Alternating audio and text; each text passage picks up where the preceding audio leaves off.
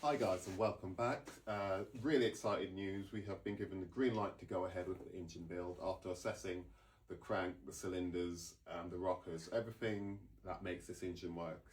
I'm going to take you over to the other workbench, and we're going to have a look at the cylinder head, and I'm going to try and do things at a real time pace, is in this pace, instead of me running around like a headless chicken or time lapse, sorry. So just to give you a bit more detail on what I'm doing. So without going into it too much, I'll show you as I go. Let's go over to the other bench and we can have a look at the head. So as you can see, I've got over here all my springs and retainers, that kind of stuff, in the order which they came out. And as you notice, some of them are missing. Some of them are still in the head, as they won't come out, so they're a bit stuck in there.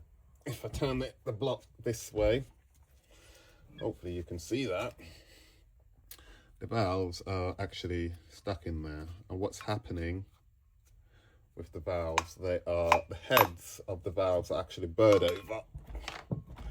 So on top of the head here, they're burred over from the rockers have just been hammering them, and the rockers we're actually going to change as well.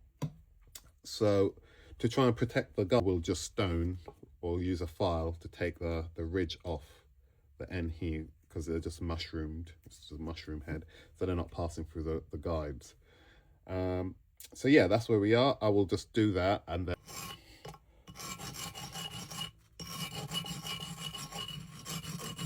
I'm not planning on using these valves again anyway. But what I'm trying to do, if I can save the guide, then that's the mission now. So there we go. That's come out now because I've stoned the top of the valve, which is allowed it to come out. And that's one. So I'll rinse and repeat for all of them, and then I'll come back to you. I've taken two valves which came out without any trouble, and I've reinstalled them. What I'm checking is how much rock I've got on the valve guide. Generally on the valve guides, you need to have some clearance to allow the valve to go back and forth, up and down.